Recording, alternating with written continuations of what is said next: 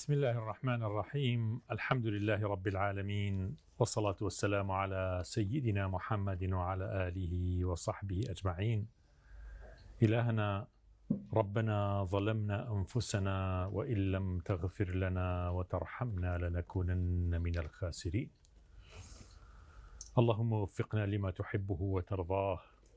اللهم وفقنا لما تحبه وترضاه، اللهم وفقنا لما تحبه وترضاه. ربنا آتنا في الدنيا حسنة وفي الآخرة حسنة وقنا عذاب النار. آمين. ربنا آتنا في الدنيا حسنة وفي الآخرة حسنة وقنا عذاب النار. آمين. ربنا آتنا في الدنيا حسنة وفي الآخرة حسنة وقنا عذاب النار. آمين يا رب. خۆشەویستانم، سەلام و ڕەحمەت و بەرەکەتی خۆی گەورەتان لێبێت. لە سیانزەی ڕەمەزان لە کەش و هەوایەکی سارد و بەفراوی لە کەناڵی ئاسمانی پەیام و لە بناری گۆیژەی شاری سلەیمانیەوە سڵاوی خۆی گەورەتان لێبێت. هیوادارم سیانزەی ڕەمەزان ببێتە مای خێر بۆ هەمومان و ئەجر و پاداشتی ئەم ڕۆژە پڕ لە سەرمایە و پڕ لە گەرمایەی شەڕ و ئاژاو و فیتنە لە ناوچەکەیە ببێتە هۆی دابارینی ڕەحمەت و سەلام و هێمنی خۆی گەورە بەسەرمانە و بەسەر ناوچەکەیە و ڕزگاربوونمان لە هەموو مەینەتی و ناڕەحەتیەک یا ڕەب العالەمین. ئەمڕۆ لە خزمەتیەوەی ئازیز و خۆشەویستابین و با هاوکاری و کۆمەکی برا و ئازیز و خۆشەویستەکانم لە کەناڵی ئاسمانی پەیام و ئەم برا ئازیزانە و مامۆسایانی بەڕێزکە تەشریفیان هێن ئەوە و لە خزمەت برای ئازیز و خۆشەویستم مامۆستا سالار ئینشاءالله ئەڵقەی ئەمڕۆتان پێشکەشەکەی. مامۆستاکیان یەخوا بەخێر بێت جەناب. یەخوا بەخێر بێت جەناب. بەس تۆ زووتر هاتووە تۆ بۆ من بڵێوانی ئاخر قەینا و جارجار دواکەوتنی تێکە ئاخر لە چ ساڵی یەخوا بێ. بینەرانی عزیز، سڵاو و ڕەحمەتی خوای پەروەردگارتان لێبێت. ئەمڕۆ لە سیانزەمین ڕۆژی مانگی ڕەمەزان هەوڵەدەین وەکو ڕۆژانی ڕابردوو بتوانین کەشێکی ئیمانی، کەشێکی عیرفانی دروست بکەین و ببینە میوانێتی ڕۆحسووک لە ماڵەکانی ئێوەی ئازیز و خۆشەویستە. بەو هیوایی وتەی مامۆسایانی زانایان و هەروەها قورئان خوێنەکانمان و تیپی گروپی مەولانە بوو بێتە ئارامکەرەوەی تەواوی ماڵەکان لە هەر جێگەیەکە بێت، لە هەر پارچێکی کوردستان، لە ڕۆژهەڵات، لە ڕۆژاوا، لە باکوور، لە باشوور، لە دەرەوەی وڵات، لە هەر جێگەیەک بەو هیواین کە تەواوی بڕگە و بابەتەکانمان جێگەی ئومێدی ئێوەی خۆشەویست بوو بێ. بەڕێزان، وەک هەمیشە دەستپێکی بەرنامەکانمان بە قورئانی پیرۆز دەست پێکەین. بۆ ئەم ڕۆژ قورئان خوێنێکی لاو دەنگخۆشمان لەگەڵدا دەبێت، ئەویش کاکە ئەرکانە. کاکە ئەرکان، یەخوا بەخێر بێن، ئازێتمان داون. مامۆستا ئەرکان گیان یاخوا بەخێر بێ قوربان. کاتەین بە بەڕێزت بەرنامەکەمان منەوەرکەی فەرموو. أعوذ بالله من الشيطان الرجيم. يا أيها الذين آمنوا كتب عليكم الصيام كما كتب على الذين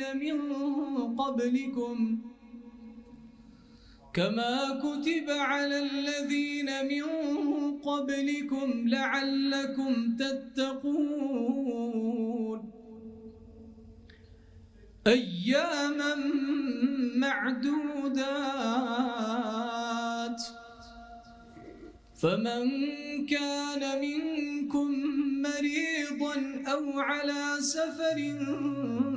فعدة من أيام أخر، وعلى الذين يطيقونه فدية طعام مسكين، فمن تطوع خيرا فهو خير له، وأن تصوموا خير لكم إن كنتم تعلمون شهر رمضان الذي أنزل فيه القرآن هدى للناس وبينات من الهدى والفرقان فمن شهد منكم الشهر فليصمه ومن كان مريضا أو على سفر فعدة من أيام أخر يريد الله بكم اليسر ولا يريد بكم العسر ولتكملوا العدة ولتكبروا الله على ما هداكم ولعلكم تشكرون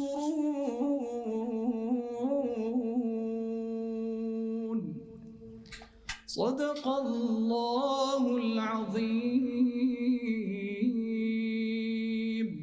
جزاك الله. جزاك الله كاكار كان هرب منن لنكتان نرزي توبي الله. يا شيخ امرو باز لانجامداني پرسشەکانەکەین بە جەماعەت بە کۆمەڵ مزگەوت بە تایبەت لە مانگی ڕەمەزانەکە مانگی پەرستشە مانگی نزیکبوونەوەیە لە خوای پەروەردگار بە تایبەت گەلی کورد یا شێخ هەر ئەوەندەی ئێوارە ڕاگەیەندرا ڕەمەزانە الحەمدوللا مزگەوتەکان جمەیان دێ لە ئیمانداران بۆ هیوایی هەموو ڕەمەزانێک بۆ ڕەمەزانێکی دیکە ئەو شەپۆلەی کە لە مانگی ڕەمەزانە هەیە ئینشەڵڵا زۆر کەم نەکاتەوە تەمەنەر کەمەکاتەوە دەرگای ئیتر شەیتانەکانەکرێتەوە دڵەکان وەکو مانگی ڕەمەزان نابن بەڵام بۆ هیوایی کە ڕەمەزانێک بۆ ڕەمەزانێکی دیکە ئەو شەپۆلەی کە لە ناو مزگەوتەکانە بینرێ کەمێک کەم کات خۆی گەورە بیکات بەتایبەتی لەم مانگی ڕەمەزانە هەماو سەلار ئەم مەترسیە گەورە ڕووی کردوتە ناوچەکە بەڕاستی خوا بیکات کە ئینشاڵڵا نەگاتە کۆتایی ڕەمەزان و جەژن یعنی ببێتە هۆی ئاشتی و ئارامی لە مەنتقەکە و خۆشیەکە خەڵک نەکوژرێ خەڵکتیان نەچێت چکە بەڕاستی منتیقەیە لە دەیەها ساڵە لە جەنگ و لە کێشی زۆر گەورە و لە کوشتار و بەتایبەتی ئەمەی ئێستەکە هاتوتە پێشەوە زۆر ترسناکە بەڕاستی ئێمە دوعای یا سەلام و یا هادی زۆر بکەین یا سەلام و یا هادی خوا ئەم وڵات و ئەم نیشتیمان و ئەم ناوچێمان بپارێزە لەم شەڕ و ئاشوب بە گەورەیە و دەروی خێرکاتەوە لە ئیمانداران و موسڵمانان ئینشاءالله. یا شێخ بۆ تەوەری ئەم ڕۆمان میوانداری بەڕێز مامۆستا عەبدوڵڵامان کردووە مامۆستای بەڕێز فەرموون.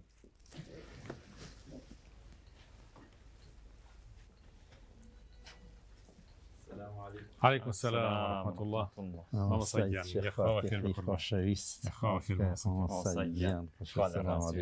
السلام عليكم فرو قربان فرماو صيان صيان فكير سواستانكم بريزن ماما صيان بخير بك شكرتانكم ماشي قربان عزاتان باتو يا بخير ماما صيان باشي شكر تشكرتان ماندومان كردن جناي ماما صيان خدمتانا أزماني برو خدماتشيها وافتن كيخ إن شاء الله مأجورة بن بوتەکانتان لە بەرنامەی کوڵستان لەگەڵمان نابن خزمەتتانە دەستکەین بە پرسیاریان بچینە لای گروپ وەڵایتر مامۆستایان ئێمە عادەتێکمان هەیە لە بەرنامەکە تا جنابی سراحەتێکی ئەم گروپی مەولانایە شتی زۆر جوانمان پێشکەشەکەن جا لە نزیک جنابیشتونەوە هەر زۆر خۆشتر پێ خۆشحاڵم زۆر جا متابعەیان زۆرەکەم بەساسی کاگماران دەنگەکەی لەلام لەخوا بەزار کاریگەری هەیە الحەمدولله موفق بێ دوای ئەوەی خزمەتان ئینشەڵڵا بڵێ کاتی بەڕێستانە. وعليكم السلام.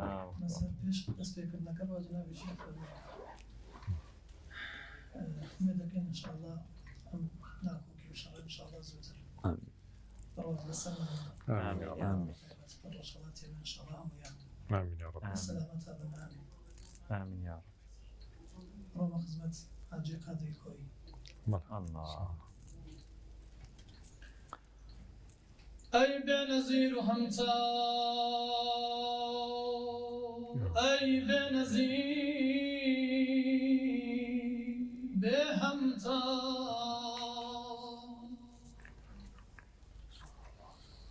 هل توي كبر قراري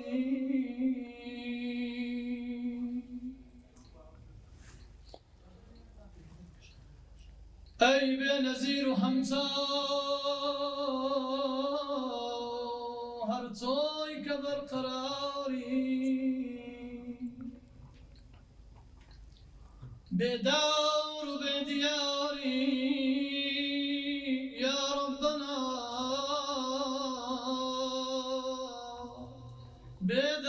بدار فايدار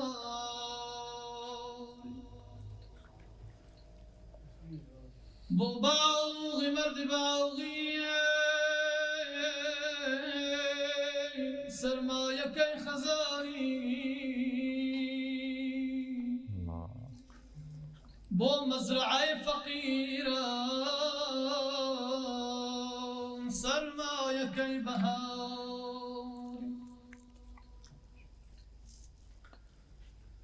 بو پادشاه نشاني بو هر سواد يعظم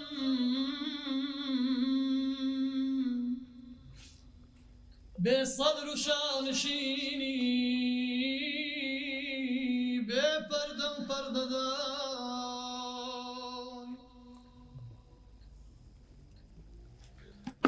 جباري بفتوري سلطاني بقصوري رزاقي مار أموري يا الله يا رزاق أو ديري دي مكاري جي ومكاني تويا خالقا بجي وبمكاني ليل ونهاري تويا بليل بنهاري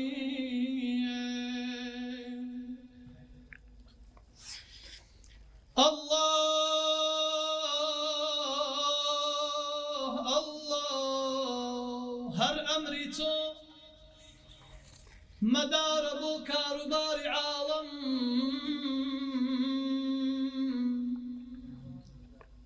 هر أمري تو مدار بو كاروباري عالم هر چند بوزيرو بصدر كاروباري صحراء ونورد شوقت خورشيد وما هتابان الله صحراء ونورد شوقت خورشيد وما هتابان دو جاريا شوروش بمحمل وعماري معلومة بوشي حاجي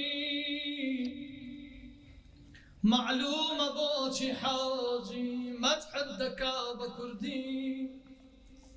تاكس نضي بكردي نكرا ومتحي باري الله يا الله الله يا الله يا ربي صلي على المصطفى صلوات وسلام ورسول الله يا الله الله يا الله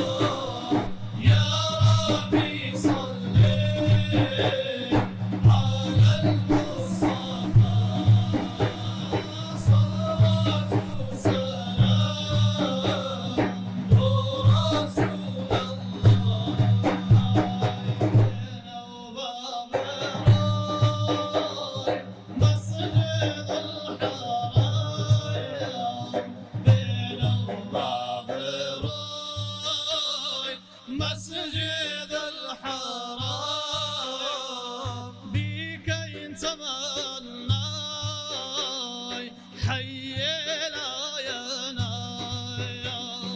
بك ينتمنى حيينا يا نايا الله يا الله الله يا الله يا ربي صل على المصطفى صلوات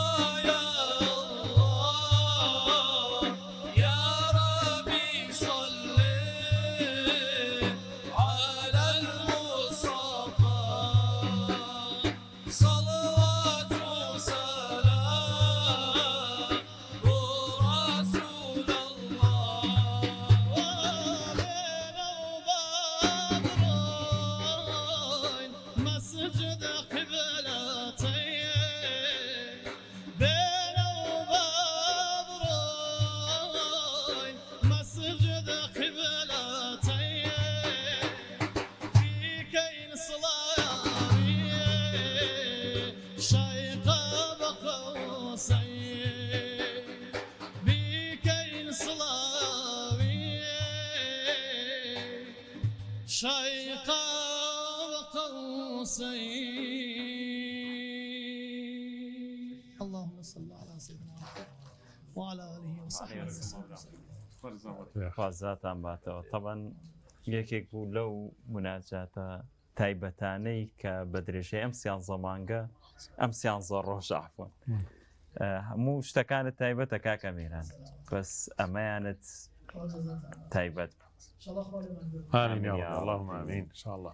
جناب مامۆستا مامۆستا قسەت چییە لەسەر ئەو مناجاتە هەستەکەم زۆر کاریگەری لێکرد ئەو مناجاتەی کاک مەهران لام تەسجیلە لە هینا لە مۆبایلە بەڵێ لەم مانگیەکە بۆ قەدەرن خوا سەفەری عەمرەی کرد بە نسیممان الحمد لله جا لە ڕێگا ڕۆشتین ئەو لە قەتاتم بیرکەوتووە الله بێرە و با بڕۆین مەسجید الحرام نزیکی مەدینە ببووینەوە لەناو پاسا ڕۆشتین والله بەڕاستی چێژێکی زۆرم لێوە سوبحان الله ئەڵێی وەک بڵێ تازەکردنەوەیەک بوو خی گەورە مۆفەقیکە ڕاستی زۆر کاریگەرە بۆ ئەو شوێنانە و کە ئەچیتە ئەو جێگەشی تر دیارە خی گەوربی کا بەنسیبی هەموو لای إن شاء الله كاك کەسێ ڕێی نەکەوتۆ ئەجری چاکە بۆ نووسراوە کاکە میران اسم شيء يتربى الموضوع بس يتهلا أخوه روش مسيا بەدڵی ئێمە کرد هذا قدره قدر أبي وابي بەدڵی ئێمەی جوان کرد یاشێکیان مامۆستاکیان ئێمە خێراتی جناب دەکەین قوربانیان سوازتان مامۆستا ئەم عیبادەتانی کە هەمانە ئێمە بەتایبەتی لە ڕەمەزانە وەکو مامۆستای برام فەرمووی کە خەڵکی موسڵمانانی کوردستان بەتایبەتی خۆیان حازرەکەن بۆ ڕەمەزان خۆیان ئاماداکەن بۆ چوونە ناو مزگەوت بەڕاستی حتا مامۆستا هادی ئەحمەدی یادی بەخێر نمونێکی جوانی هەیە من فەرمایشتەکانی و زۆرە هێنمەوە فەرمووی لە یەکێک لە لادیەکانی ئەودی و هەورامانی تەختە ئەودی و وتی پیاوێک هەیە هەموو ڕەمەزانێ مامۆستا هەموو ڕەمەزانێ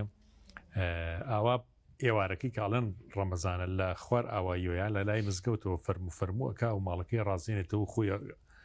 ینی جلوبەرگی جوان لەبەرەکە و ئیترش ئەوەی لە ماڵەوە بیڕازێنێتی ڕازێنێت تا وردەوە دەوەکو میوانێک بە خێراتنیەکە و فەرمووی پێکات تایباتە ماڵەوە ئەڵێ ئەوە ڕەمەزانە ئەوە پێشوازی دەکەین ئێمەش کومیلەتی کورد تەواوی کوردستان ینی زۆر دڵخۆشە بەم ڕەمەزان بە جەژنەکان بە مانکی مەولودی حەزرەتی فەخری عالەم صلی الله عليه وسلم بە هەموو مناسبەیە کە دین قسەی تایە هەبێت لەبەرەوە وەختێکە چینە ناو مزگەوتەکان زۆ قەرەباڵغە لە ڕەمەزانە و بگرەوە تا عوتڵە و پشوو دانراوە چکە لە ترسی ئەم شەڕ و فەرتەنەیە نەوایە شتێکی بەسەر بێ بەڵام سەرێکی مزگەوتەکان هەر هیچ ینی هەر ناڵێ هیچ شتێک ڕوویاوە ئەسڵەن کەس سڵ ناکاتەوە لەوەی لە ڕێی مزگەوتا بکوژێ شتێکی لێبێ هەرچێکی بەسەر بێ ئەم قەداسەت و جوانی و پیرۆزیە گەورەی کە مزگەوتێتی ئەم سڕە چیەکەوە خەڵکە من کێشەکات و مسلمانان بۆ خۆی جەزبەکە بسم الله الرحمن الرحيم الحمد لله والصلاة والسلام على رسول الله صلى الله تعالى عليه وسلم دیارە وەکو جەنابتان فەرمانگی ڕەمەزان مانگێکی تایبەتە لە ناو مانگەکانە مانگی دابەزینی قورئانە مانگی ڕۆژ و گرتنە و مانگێکە کردنەوەی خولێکی تایبەتی ئیمانیە بۆ هەموو بڕواداران من وایەتە پێشاوم خولێکی ساڵانەیە ئەلبەتە ئەم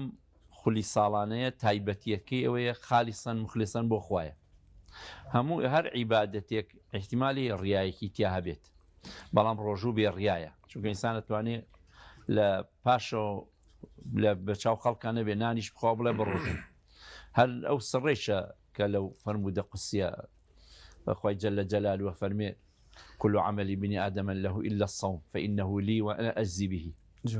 تایبەتمەندی ذاتی ئەڵڵایە مانگی ڕەمەزان و ئەو دڵانش کە ئەخرۆشێت و گوڕوتینێگەکرێت لە مژن لە مناڵ لە پیر بەرەو ئەم ڕەمەزان دێت لە جیهانی ئیسلامیدا هەرچەندە لەم پەڕیشیان زۆر بۆ دروست کردوێ بەڵام وەک تۆ جەنابە فەرمووت ڕەمەزان هەر لە جێگەی خۆیەتی شەوق و زەوقی خەڵکی هەر بۆ ئەم ڕەمەزانەیە ئەو قەرەباڵغی و ئەو هاتنی ناو مزگەوتانەی چەندێک قەرەباڵغەبی خەڵک پێی خۆشترە بەڵێ هەنسان جاریوە حەزەکە عیبادەت بە تەنها بکات بەتانەتی شەوانی قەدر بەڵام سەیرەکەی خەڵک زۆرتر ئەو مزگەوتەی زۆرتری خەڵکی تابێ خەڵک زۆر بۆ یەچێت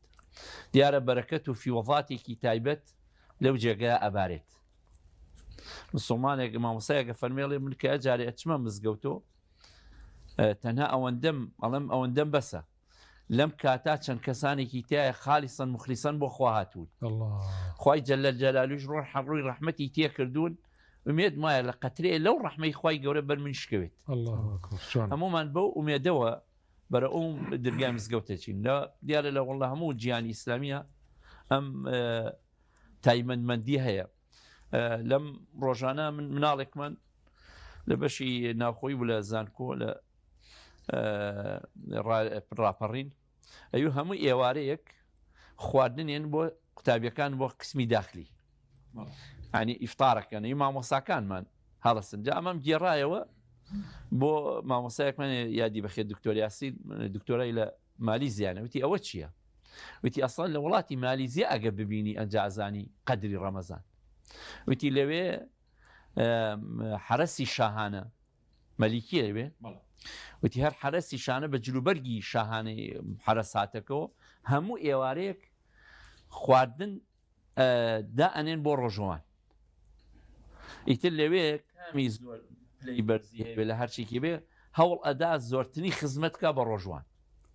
ینی ئەمە شکۆی ڕەمەزانەوە شکۆی پاراستنی ئەم هێزەیە بەڵام بەداخەوە دژمنانی ئەم دینەمان لە کاتی مانگی ڕەمەزان ئەم شەڕیان ئاڵانە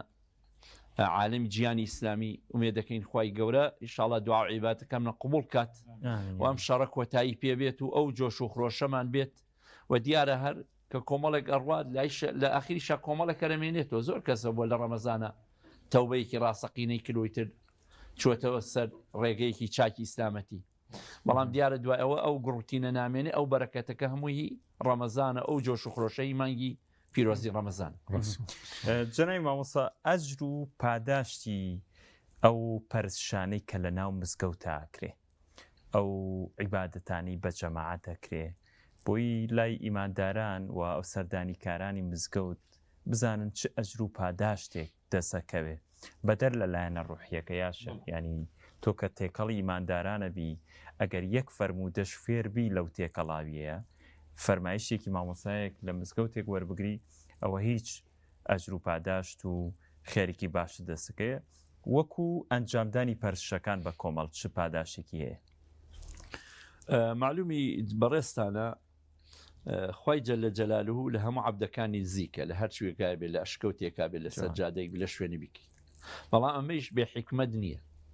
خوای جەلە جەلالوهو نایە ئومەتی ئیسلامی پەردەوازە بین ئەوێ ئومەتێک بین بە یەک کۆبی بەتایەتی لە نوێژەکانمانە خۆمە شوێنێک ماڵەکانمان قیبلەیە یەکێک لە تایبەتمەندی پێغەمبەری خۆمان صلی الله عليه وآله وسلم ئەوە یەکە جعلت الأرض لي طهورا ئەرز لە هەر شوێنە پاکە بۆ جێگەی سوژدەگای خۆمانە بەڵام چوون بۆ مزگەوت بە کۆمەڵ بۆ ئەوەیە هەم خوای گەورە بپەرستین هەم لەگەڵ عەبدەکانی خوای شاڕێک بین واتە تاگلایانە نەبین چونکە دوو باڵ هەیە بۆ ئینسانێ وەکو چۆن باڵندەیە بە دوو باڵی ئەفرێت گەیشتن بە خوای گەورە بە دوو شت ئینسانەگا بەخوا بینی خۆمان و خوای خۆمان ئاوەدانەکەینەوە بە تەوحید و عیبادەت و بینی خۆمان و بەندەکانی خوای گەورەش بە خۆشەویستی و بە تەوقەکردنێک و بە مەرحەبایی و بە سەردانێک و لەوێ ئەبێ ئەم دوانە بە یەکۆ بێ ئینسانەگاتە ئەوەی خوای گەورەی لێ ڕازی بی و لە فەزلی نوێژی کۆمەڵا کە پێغەمبەری خوا صلی الله علیه وسلم فەرمێ یەک نوێژ لە جەماعەت کە بکرێ 27 درجة 27 پلەی هەیە بەسەر ئەو نوێژەی کە بەتاکاک وخطابی ئیسلام قورئان خطابی جەماعیە یا ئەیها الذین آمنوا دائما خطابەکان بۆ کارە چاکەکان بە خطابی جەماعی هاتووە كنتم خير أمة بە ئومە باسمان نەکات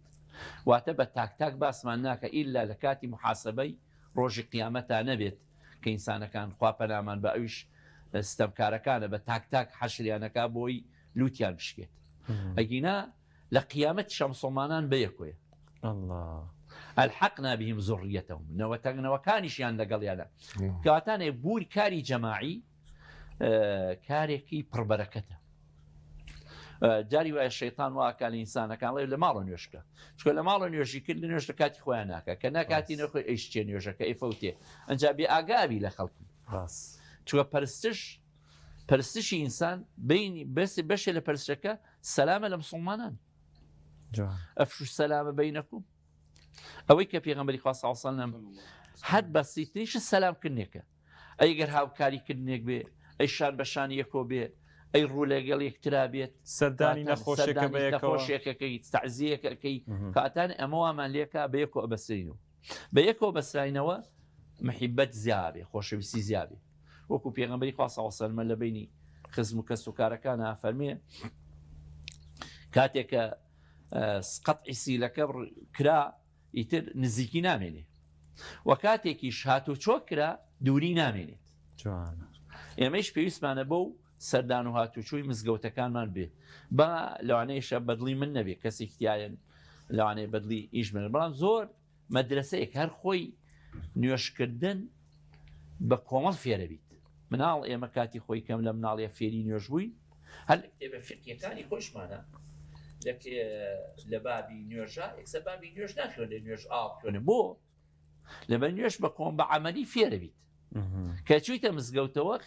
شتێکی عملیە لەگەڵ مسلمانانە فێر ئەبی ئەمە تایبەتمەندیەکی نوێشەیە لەگەڵ ئەو فێربوونیشە فێری چیمانەکات یعنی فێری گەورەبوونمانەکات چونکە لە دائیرەیەکی فراوانترە بیت چونکە ناو خەڵکی زیاترە بینی مەراسیمی جەژنەکانمان هەیە خەڵک زۆرتر ئەبینی تێکەڵی خەڵکی مەراسیمی حەجمان هەیە عومرەمان هەیە کە ئەنواع و ئەشکال دەنگەکان ئەبینی ڕەنگەکان ئەبینی تەبیعەتەکان ئەبینی سەفەریان لەگەڵا ئەەکەیت ئەمە خۆی بۆ خۆی قۆناغێکی پەروەردەیی ڕۆحی ئیمانیە و ئینسانیش بەهێزترە بێت چونکە دانیمە پێغەمبەری خوا صلی الله علیه و سلم فەرمووی کە پێمانە فەرمێ عەلەیکم بالجەماعە فإنما يأكل الذئب من الغنم القاسية هەموو کاتێک گورگ مەڕی کارە خوات مەڕ بە چەندێ فەقیرە بە یەک شۆبن گورگ پێیان ناوێت بەڵام گە تاکەوێت گورگ پێیان نەوێت دەی گورگی ئەمە شەیطانە پێمان ناوێت ئەگەر بە یەکۆبی ئەو بغز و ئەو گومانە خراپە و ئەو لەم پەڕە ناشیرینانەی کە دروست ئەبێ بەرامبەر بە ئینسانەکان کە خۆشمان نەوێ لە کچیا دروستە بێ لەو کاتا کە دووری لێ کە نزیک بووینەوە لە یەک و مەشرەبمان ڕوومان کرد لە یەکتری و ئاگامان لە یەکتر بوو ئەبێ چاودێری ئەو مەسائلانە بکەین ئەگەر لە ئاستی پێویستیشان نەبی خۆی گەورە موفقتان کێخوا وڵی من پرسیارەت هەیە شێخ نەخێر جەنای مامۆستا چی بکەین بۆ ئەوەی کە ئێمە یان زەمانی دیکەشمان لەبەردەمە وانە ئەو جۆش و خۆشەی کە لە مانگی ڕەمەزانە ئەبینین هەمومان پێی دڵخۆشە بین بەڵام لە یان زەمانگەکە زۆر کەمەکە چی بکەین هەر ئەو بابە ئیماندارەوە لێ بکەین دڵی معەلەقکەین بە مزگەوتەوە ئیتر یان زەمانگەکەی دیکەش هاوشێوی مانگی ڕەمەزان بمێنێتەوە ئەرکەکان چین لە سەرمان بۆی تەواوی مسلمانان هاوشێوی مانگی ڕەمەزان فەرزەکان نوێژەکان بە کۆمەڵکەن لە مزگەوت بە تایبەتی ئەمەش کارێکی گرنگە بە تایبەتی بۆ مناڵەکانمان گەنجەکانمان کە دێن بۆ مزگەوت داوامان ئەوەیە کە ئەوانەمان کە بەتەمەنن سەبریان بێ لەگەڵ گەنجەکانە گەنجێ تازاتوەتە مزگەوتەوە ڕووی خۆشی بدەرێ تەوقەیەکی لەگەڵا بکە ئەگەر مناڵێک عجوولێکی کە هەڵسوکەوتێکی کە لی تووڕەم نەبی دڵەکانیان نێشێنی ئەمە یەکێکە لە کاریگەری مناڵ لەم شەوانە دابوو دادەیوتی مناڵەکەم زۆری هاندەم کە با بچین بۆ مزگەوت بچین نوێشکەی وتی قەدەری خواوا بوو کە چوینە مزگەوتەکە لە شوێنی ژنان مناڵەکە نازانێ خۆم نوێش بەس پێی خۆشە چێ بۆ مزگەوت پێی خۆشە چێ بۆ جلی لەچکی مزگەوتی تایبەتی کڕیەوە بچێ بۆ مزگەوت وتی لە یا ژنێک پەنی مناڵەکەی تو فڕیا وتی ئەمە کاریگەری وتی دوای ئەوە هاتم با بچین بۆ مزگەوتی ناچین بۆ مزگەوت نەچین بۆ مزگەوت دڵی ڕەنجە ئەبێ گەنجەکان دڵ نەڕەنجێنی چونکە ئەوە بەرەو ڕووی خوا هاتووە میوانی پەروەردگار ئێمە لە مزگەوتە میوانی ئەڵڵای چۆن شەرم بکەین کە میوانەکانی پەروەردگار بڕەنجێن کاتان ئەمە زۆر گرنگە لە نێوان خۆماندا بۆی دڵمان وابەستەی مزگەوتەکانەوە بێت هەموو مزگەوتەکان تەنزیمێکی لژنەی تیا هەبێت سەرپەرشتی خواردن بکرێت شەرجیت پاک و خاوێنی مزگەوتەکە بکرێت بۆ ئەوەی کە دوای ڕەمەزانیش لەگەڵ یەکترا ببین و لە دوای تەراویحەکانە ئەگەر بۆمان بکرێت باشترین شتەوەیە کە بزانی نەخۆشێکمان هەیە کەسێکمان هەیە پێویستی بە ئێمە هەیە سەردانی کۆمەڵی بکەین و لەگەڵ ئەوەیشا یەکێتر لە وازان لە زۆربەی مزگەوتەکان ئەیسێ ئەم کارە هەیە الحەمدولیلا کە لیژنەیەک دروستە بێ بۆ هاوکاریکردنی خەڵکانی کەم دەرامەت جوان کەسی شیاو لایدا ئەنێن و هاوکاری ئەکری ئەمە خەریک فێرە بێت کە ئەم ڕەمەزانە بەرەکەت بووبووی ئەمە یەکێکە لەو لێپرسینەوەی ئەوەش بەشێکێکەوێتە سەر مامۆسایانی مزگەوت کە الحەمدولیلا قسووریان نەکردووە لەخوا بەزێ بەڵام دوای ئەوەش پێویستە مامۆسایانی مزگەوت چونکە لە جێگەی پێغەمبەری خوان صلی الله علیه وسلم چون پێغەمبەری خوا صلی سنەتی وابوو کە کەسێک ئەگەر چەند ڕۆژێ دیار نەبوو ئەیپرسی فڵان کەس لەکوێ بۆ نهاتوێتەوە لەکوێیە دوای ڕەمەزانیش ئەو لێپرسینەوە ببێت ئەڵێ فڵان کەس چه خێریکی تی نهاتوێتەوە بۆچی نایەتەوە بۆ ناومان یا کاتێکی مینی بۆ سەردانمان ناکەی ئەو لێپرسینەوە ببێت تا ئەو کەسە هەستکە کە من جێگەیەک مەیە لە مزگەوتە نەگەوەی بڵێن کورە قەرەباڵغێکە نەماو ئیتر ئیشەکە بە قەرەباڵغێکەوە خۆشە بەرەکەتەکە لە جەماعەتەکەی خۆشترە ئەو چارکارە بکەین ئینشاڵڵا دوایە دڵخۆشە بین بەڵنیاییەوە یا شێخ چەناوی مامۆستا ئاماژەی بە خاڵێکدا کە ئەو مناڵانەی لەم مانگەیە زۆرتر سەردانی مزگەوتەکە نابێت دڵیان بڕەنجێ بۆی ئیتر مانگ ساڵ بە ساڵ لە مانگی ڕەمەزانە ئەم مناڵە گەورە بێ وردە وردە دڵی معلقە بێ بە مزگەوتەوە من خۆم لە تەمەنی 8 ساڵیە کە شتێکی ئەوم بەسەر هات مزگەوتەکەمان کە لێمان و نزیک بوو لە ماڵی خۆمان چووم تر مزگەوتەکە خەڵکەکەی کەم لێ بووە نە زوو ڕۆشتم ماوسایی مزگەوتەکە پەلی گرتمتی بڕۆ نەیتەوە جارێکتر بەم ناوەیە هەر نابێ ڕیزی پێشەوە بۆ تۆ بێ کوێڵە جلەکانی نوێژی پێوەژی ئەوان ئیتر ببڕاو ببڕا ئەچووم بۆ مزگەوتێکی دوور بووم بە گەنجیش گەورەش بووم جامیعەشم تەواو کرد نەچوومەوە بۆ مزگەوتێ دڵم لێ هەڵدا بۆیە زۆر زۆر گرنگە جانەی مامۆستا ئاماژەی بۆ خاڵەکە کە مناڵەکان ئەگەر جلەکانیشیان نوێژی نەبوون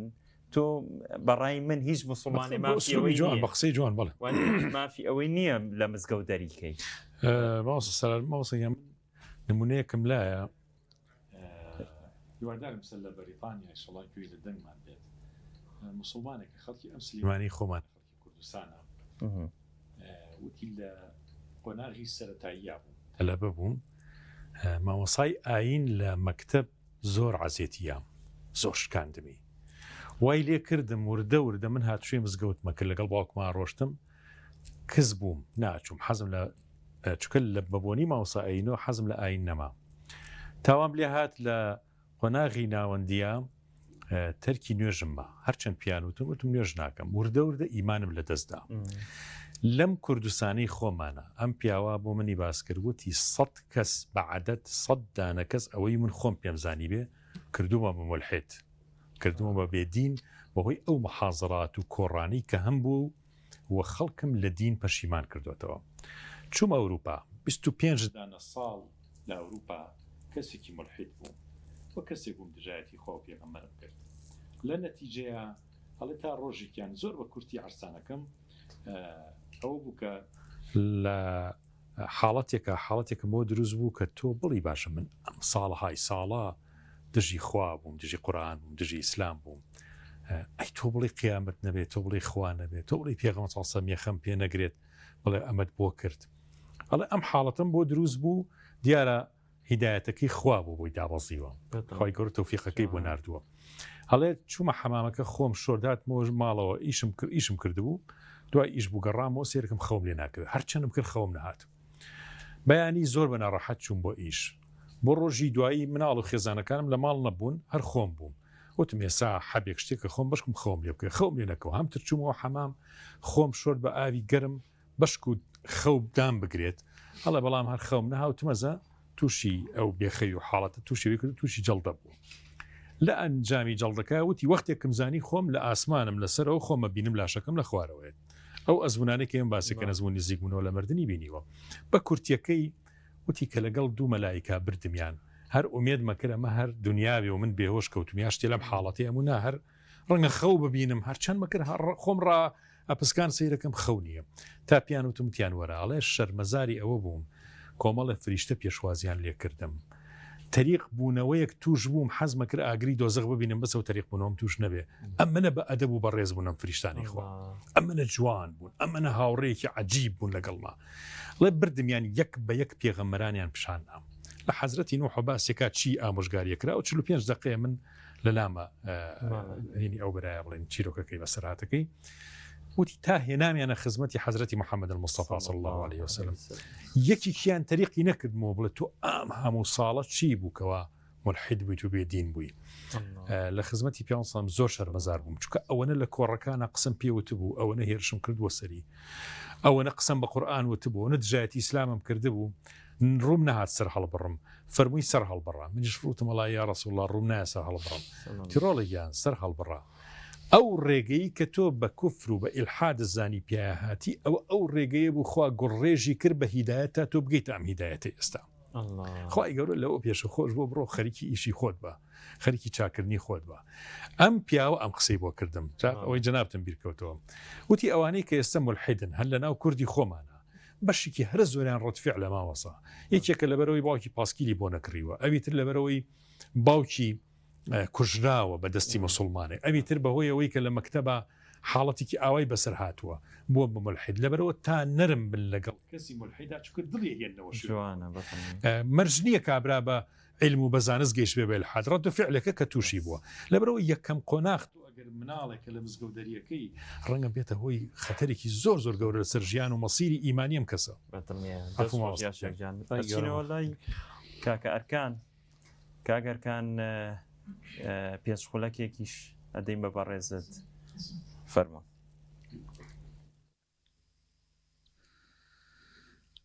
أعوذ بالله من الشيطان الرجيم بسم الله الرحمن الرحيم ياسين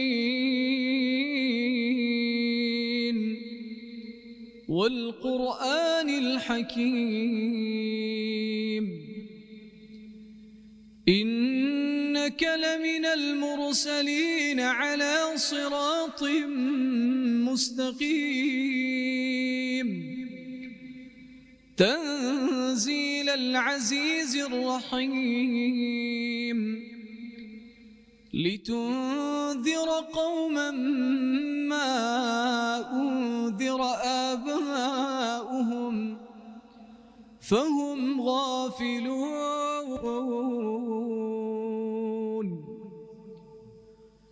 لقد حق القول على أكثرهم فهم لا يؤمنون إنا جعلنا في أعناقهم أغلالا فهي إلى الأذقان فهم مقمحون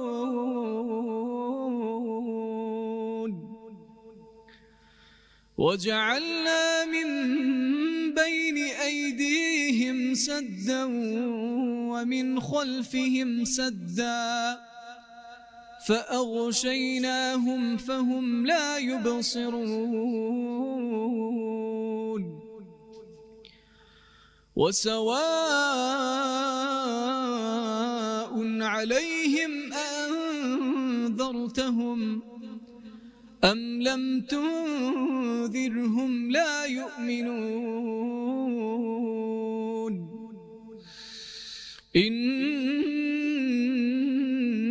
إنما تنذر من اتبع الذكر وخشي الرحمن بالغيب فبشره بمغفرة وأجر كريم إنا ونحن نحيي الموتى ونكتب ما قدموا وآثارهم وكل شيء أحصيناه في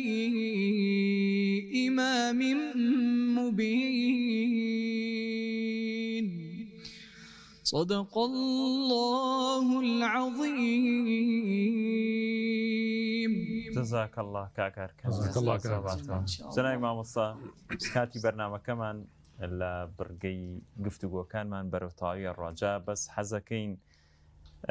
بەو ئەزمونە زۆر و تەمەنەی بەڕێستەوە حەزەکەین ئامۆژگاریمان بکەین چۆن گرنگی بە پەرستشەکانمان بدەین. من حەدی ئەو نییە کە ئامۆژگاری کار بم ئینشاڵڵا گوێگرم ئەگەر تەمەنێکمان لە خزمەتی مزگەوت و عیبادەتەکانە بەسەر بردووە خۆی گەورە دیارە ڕەمەزان و عیبادەتی مانگی ڕەمەزان من وەکو شتێکم دێتە پێش چاو ئیتر نازان پێکاوێ وەکو ئەو قوتابیەی کە لە پۆلی 12ەیە چون خۆی ماندوو ئەکات خۆ لە کاتی خۆماندووکردنەکە لەوانەیە چێژوەر نەگری ڕۆژوو مەشەقەتی تایە چونکە ڕۆژوو جەنگێکە لەگەڵ دەروونەیکەیت لەگەڵ خۆشیەکانایکەیت ڕوبەڕووبوونەکانی نەفس و بەرامبەر بە خەڵک و بە خۆت و ئەمانە ئەبیتەوە و لەگەڵ ئەوەشا شتەکە خۆشیەکانی لێ قەدەغە کراوە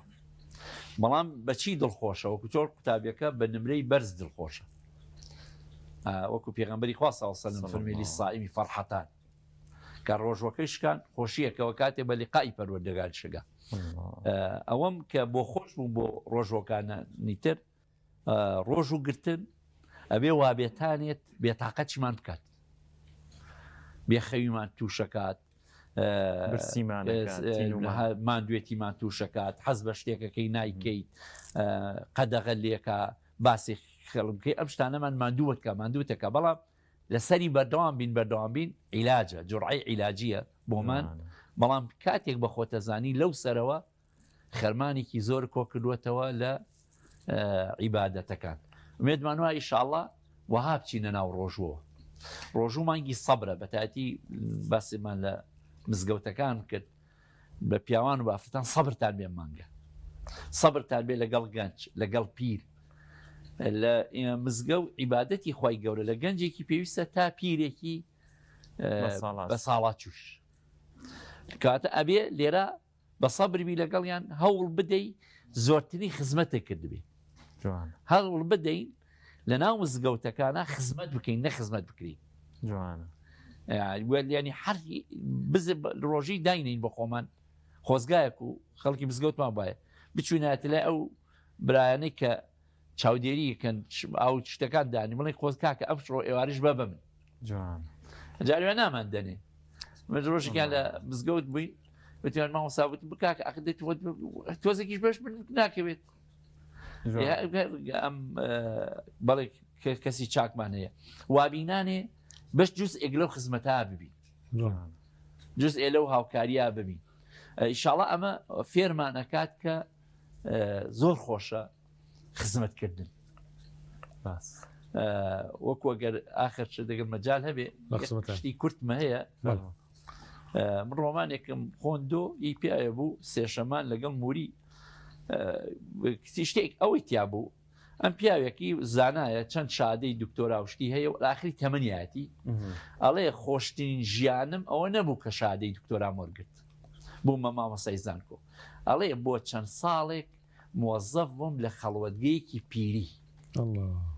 خزمەتم بە مرۆڤ کرد ئەیشمەوە بمرم خزمەت بکەم بە مرۆڤ ئێمە با هەوڵ بدین لە ڕەمەزانە خزمەتی مرۆڤ بکەین جوانە بە تایبەتی ئەو براو خوشکانەمان کە خی گەورە ئیمکانیتێکی پێداون هەوڵ بدەن خۆیان خزمەتەکە بکەن چێش لە خزمەتەکان بکەین کە فەنوێن من من أفطر صائما فلو أجر صومي عين يكبر داق آويش بچوكيش به ميديت خزمتي حنا ما بچوككيه بس ايوه قابي خوار نقري بدسو ايوه بچي بدم ايشكانيو واتا خزمت بكي زیاتر و زیاتر چێژ لە ڕۆژۆکانمان ئەبینین خۆی گەورە وامان دەکات. ئامین یا ڕەبی خوازاواتە جەنابی مامۆستا حەزمانە کرد زیاتر لە خزمەت وتەکان تابین بەس هەرەوە نەش کاتمانەیە خوازاواتە یا ڕەبی بەڕێزی گەورەتان خاو بەخێر چاوەکەم ماوەسەگیان وەرزە خێر ماوەسارکانگیان یا خڕ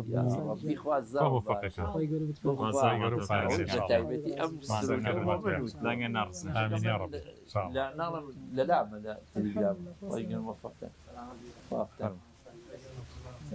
برا بەڕێزەکان وای گەورە مەفەقتان پێ ئەو لەو دی ماوەسەگیان مامۆستاگیان فەرم فەرم قوربان خواافسان بە قوربانگیان مامۆستاگیان خواافسان بێخە کاگەرکان گیان خواافسان سەر چاوەکەم عفوا فەرموو ماوەسە سەرگیان فەرموو خەجاڵەتم یا شێخ عفوا دانیشت ئێستا خۆمان ماینەوە هەر خۆمانی جاوە دەرهێنەرەڵێ بۆ یەکجاری بەگوێی دەرهێنەرەکەم کاکە نابێ بگوێنێک جا من یا شێخ بەشی دەنگی شپیان وتم هەر پێش بەرنامەکە وتیانە مەشی بۆ دابنێ با من منیش تۆزی ئەجرم دەستکەوێت بەڵام کاتمان جارە ماوە بینەران بۆ دوعا ئەچینەوە لای کاکە میهرانەوەوان بەسەر حەزمان کرد یا شێخ سابت کەین انشاءالله نەجوڵە بێت دوعا نەبین انشاءالله کاکە میران طبعا مناجاتی یەکەمت شایانی گریان بوو بەڕاستی ئاوازەکەی وشەکانی ئەو ئیحساسە یا شێخ بەدەر لە وشە و ئاوازەکە ئەو ئیحساسی کە لەو قورگەوە دێ طبعا کاریگەریەکە لەوێ دروستە بێ جا بزانین دووەممان چیمان لەیەکە ماگرێنی ئەوە گەورەی جەنابتە لوتفی جەنابتە مامۆستا سەلارگیان وەزید من هەر هەمووی لە خۆی تەعالا و بینم و محەبەتی پێغەمبەرگیان صلی الله عليه وسلم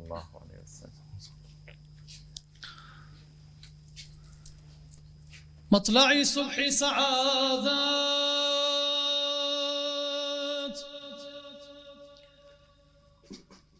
مطلعي صبحي سعادات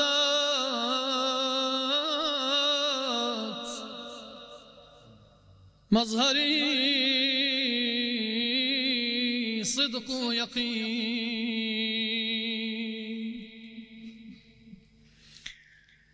أي صفا سلار فوجي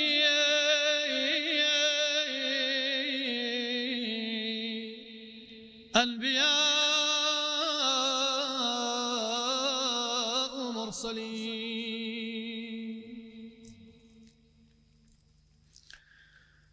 بو نوازش ذاتي حظ هم صحبته هم دنگتو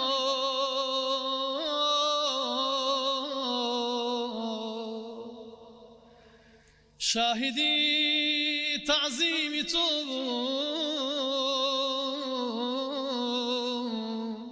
يا وري روح الأمين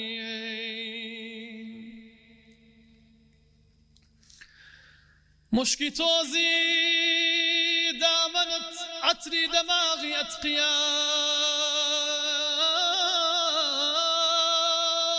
مشكي توزي دامنت عطري دماغي أتقيا يعني بو تأثير بينش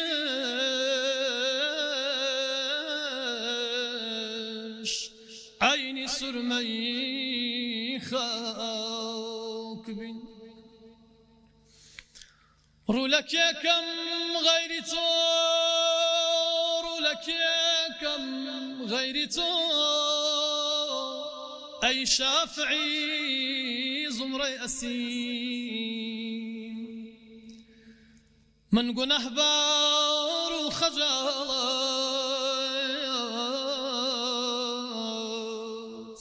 تو الشفيع المذنبين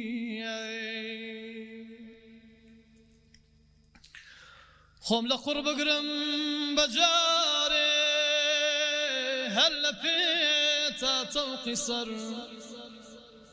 بەڵکو لوتفی شاهی لەولاک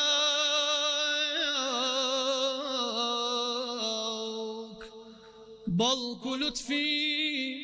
شاهی لەولاک بێنەجاتم دالشین مستحقی تیر و تاونەی ئاشنا و بێگانە خۆ واجبی رحمم بەسە یا رحمة للعالمين روت قوتي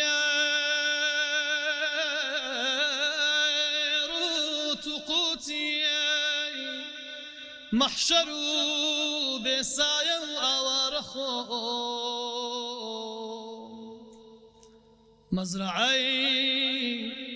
عفي خدانا بي مزرعي عفوي خدانا بي بخوشتي حسرتا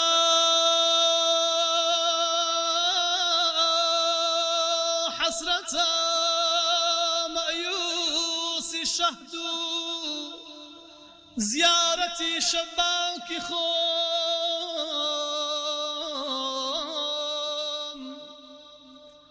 بون رجم أشكي آوي قرمو آتشي رولقاو في مصطفاك رولقا في مصطفاك بيجا يا خير البشر نيمة شيء ريق جوز إخلاصي آل طاهرين يا سيدي يا مصطفى يا سيدي اشفع لنا يا سيدي يا مصطفى يا سيدي اشفع لنا الله الله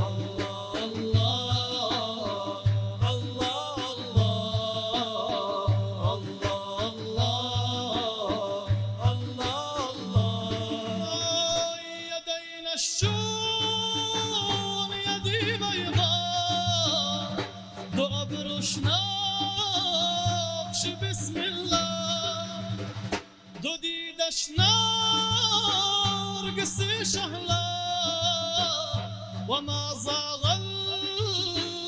البصر خاني بعارز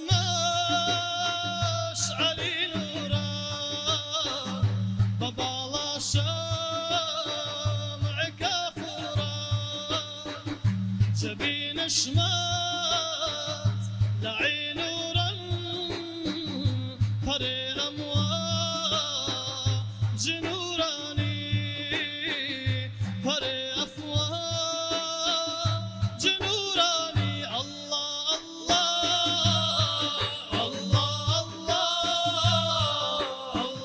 الله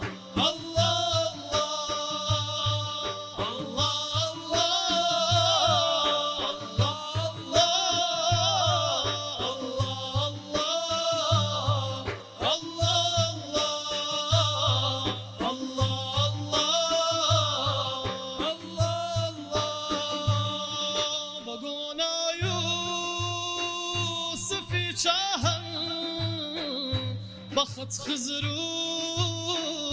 برومهن بلب عيسى مسيحهن ما بخشوا وحيواني ما بخشوا وحيواني يا سيدي يا مصطفى يا سيدي اشفع لنا يا سيدي يا مصطفى يا سيدي اشفع لنا يا سيدي اشفع لنا بدندن شاكر وقندن ببالاشو خذوا بندن هزار دل پی شرابندن یکی چون پی رکل علی جدفتر خانه شاهیش هزاران صد هزاران نیان میلش جکس پرسو عراقیه خراسانی دو مشکل قوس ابروشن ردایی دل بریش دوشن دو مشکل قوس ابروشن ردایی دل بریش دوشن شهابش پی سیاه باشن خدا ویناش باسانی خدا ویناش باسانی ای سیدو سرداری من ای محرمی اسراری من ای احمد مختاری من صلوات لسان تو یاری من صلوات لسان تو یاری من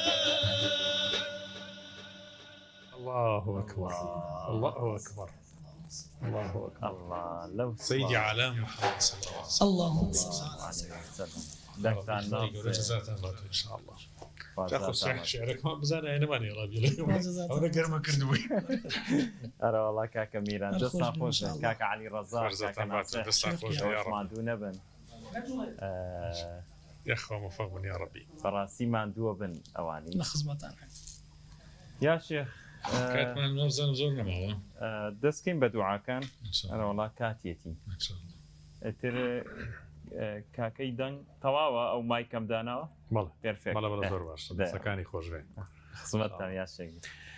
بسم الله الرحمن الرحيم الحمد لله رب العالمين والصلاة والسلام على سيدنا محمد وعلى آله وصحبه أجمعين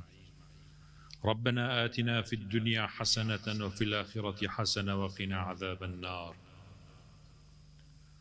ربنا ما خلقت هذا باطلا سبحانك فقنا عذاب النار ربنا إننا سمعنا مناديا ينادي للإيمان أن آمنوا بربكم فآمنا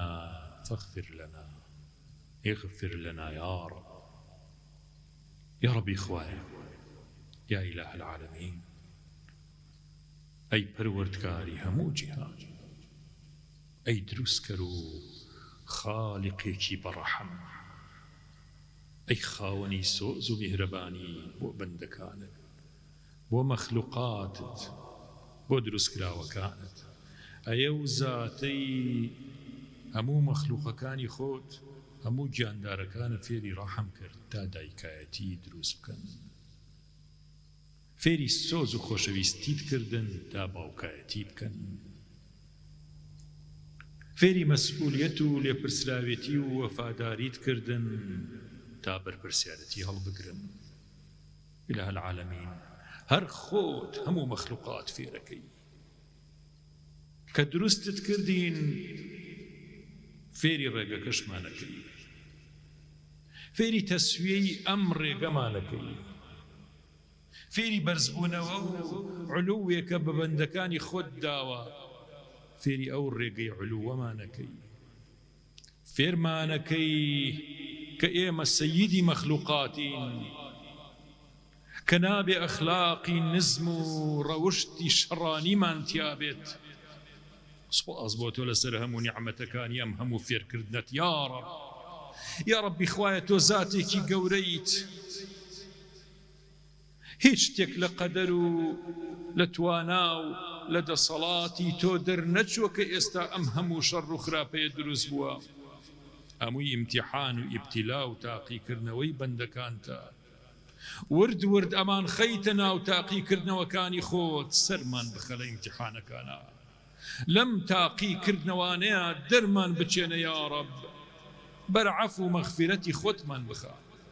تۆ ئەو زاتەی کەوا مەخلوقەکانی خۆت فرامۆش ناکەی ئەی چۆن سەییدی ئەم گەردونە سەییدی مەخلوقاتت سەییدی بوونەوەرەکانت کە ئینسانە یا ڕەبی فرامۆشەکەی فرامۆشمان ناکەی بەس ئەو لوتفە نابینین ئەو مەرحەمەتە بەدی ناکەین ئەو چاوەمان نییە کە بیکەینەوە لە کاتێکا چاوی بەسیرەتیشە پیابین إله العالمین چاوی بەسیرەت و بیناییمان بکەرەوە لەسەر نیعمەتەکانت تاوەکو شکری بێپایانت بکەین تا تەریق بینەوە لەم هەموو نیعمەتەی پێت بەخشیوین تا زمانێکمان دەست نەکەوێکەوە حەمد و ستایشی تۆ بکات ئێمە هەرچی بکەین قسوور و کەم تەرخەمیەکانی خۆمان دەرەخەین کاڵین الحەمدولله چونکە شایەنی ئەو هەموو مەرحەمەت و سۆز و میهرەبانی و لوتفە نییە کە تۆی بەخشیوە ئێمە یا ڕەبی لطفت بەردەوام بێت لەسەرمان هەتا دەرگای چاوی بەسیرەتمانەکەیتەوە لطفت با بەردەوام بێ إله العالمین هەرچەند ئێمە بێوەفاین و ڕێگەکە بەدی ناکەین با لطفت بەردەوام بێ و داوای لطفی زیاتر لێکەین داوای مەرحەمەت و سۆز و میهرەبانی زیاتر لێکەین بمان کە بە خۆشەویستانی حەزرەتی ڕەسوڵ الله صلی الله عليه وسلم بمان کە بە خۆشەویستانی خۆت یا رب العالمین بمان کە بە خۆشەویستانی دۆستانی خۆت بمان خەسەر ڕێی دۆست و خۆشەویستەکانی خۆت ئەوانەی کە بەو قورب و نزیکیە لە تۆ نزیک کەوتنەوە ئەو ڕێگەمان پیشان بدا نزیکترین ڕێگەیە کە ئەمان گەیەنێ بە ذاتی تۆ ئەو ڕێگەمان پیشان بدا عمرمان کەمی ماوە إله العالمین بمان گەیەنە بەو دۆستانەی کەوا ڕێگەی تۆیان بەدی کرد و بە شەرمەزاری نەگەڕینەوە بەربارەگای تۆ یا رب العالمین إله العالمين يا أكرم الأكرمين تو ريزل لناين كبا إنسان دروس كردين ريزل لناين كبا إيمان دار إيمت هنا ريزل لناين كلسيان زي رمضان دستكان من برسكينوا ريزل لناين لم كنال مباركيا دعاء مناجات ذكر مناجاتك زورن جام بدين إن شاء الله قبولت كردوين أما الرقي قبول كردنا يا رب أبدي أكين يما يا ربي خواي جان أم نعمتان أدبر دوام بلا سرمان تابع عاقبة خيرية من بيت ولا يخوت أم ولات نشتمان وجهان من بارز راوكا هر كسي هر دعاء بارانويكي لهر كنجك لبريكي أم دنيا يا ربي دعاء كان جرابك يا ربي هر مظلومك إله العالمين ظلمي لسرمه يا رب ئەم شەڕ و ئاژا و فیتنەیە کۆتایی بێ ئیلاه العالەمین ڕۆڵەی مسلمانان و خەڵکی داما و هەژار نەکوژرێت خەڵکی زیاتر برسی نەکرێت خەڵکی زیاتر بێکارەبا نەکرێت خەڵکی زیاتر بێ نیعمەتەکانن نەکرێت کە تۆ بەخشیوتە بە بەندەکانی خۆت یا رب العالەمین نیعمەتەکانت تەواو بکە لە سەرمان و شەڕی شەیطانەکانی ئینس و جنمان لە کۆڵکەرەوە یا رب ئیلاه العالەمین شەڕی شەڕخوازان بخەرە ناو خۆیان ئیلاه العالەمین شەڕی ئەوانەی کە بەڵایان بۆ مرۆڤایەتیە بێ یا رب العالەمین بخەرەوە ناو جەرگی خۆیان و لە ناو خۆیانە لە ناویان بەرە یا رب العالەمین بە سوڵتان و دەسەڵات و قەهارەتی خۆت ئەو زاڵمانە لە ناو بەرە یا رب تەوفیقمان بە بۆ ڕێگە پاکەکەی خۆت ئەم ڕەمەزانەمان لێ قبوڵ بکە کەم تەرخەمیەکانمان یا رب العالەمین کەم تەرخەمیەکانمان قسوورەکانمان لێمان خۆش بە لەم هەموو قسوورەی هەمانە بە حەقی عیبادەتێک کە حەقی تۆیە عیبادەت ناکەین لێمان خۆش بە بە شێوەیە کە ڕۆژووی ئیماندارە ڕاستەکانە ڕۆژوو ناگرین لێمان خۆش بە سوژدەیە کە شایستەی تۆیە نایبین یا ڕەبی فێری و سوژدەمان کە و لە ڕابردووشمان خۆش ببە یا ڕەبی غەفڵەتێکە لە ناو نوێژەکانە ئەمان گرێ ئیلاه العالەمین لە کۆڵمانی کەرەوە شەیطانێکی ئینس و جین کە زاڵە بەسەر دڵ و دەروونمانە یا ڕەبی خوایە دووری خەرەوە لێمان إله العالمين دوای مانگی پیرۆزی ڕەمەزانیش شەیطانەکان ڕێی دڵ و کۆڵان و جادە و ماڵەکانی ئێمە فێر نەبنەوە یا رب خۆت بمان پارێزە و پارێزگاریمان لێ بکە ئەم برا ئازیز و خۆشەویستانی ئەم کەناڵە و سەرجەم ئەو شوێنانی کەوە خێر و چاکە بڵاوەکەنەوە یا رب بیان پارێزە هەموومان بپارێزە ئەم نیشتیمان و کوردستانەمان بپارێزە یا رب بێکەسین میلەتێکی بێکەس کوردێکی بێکەسین ئیلاه العالەمین لە هەموو لایەکەوە ئەبڵە قەدراوین و لێمانە درێ ئیلاه العالەمین خۆت بمان پارێزە یا جەبار يا حي يا قيوم برحمتك نستغيث يا حي يا قيوم برحمتك نستغيث اللهم آمين آمين آمين يا مجيب السائلين ويا أرحم الراحمين سبحان ربك رب العزة عما يصفون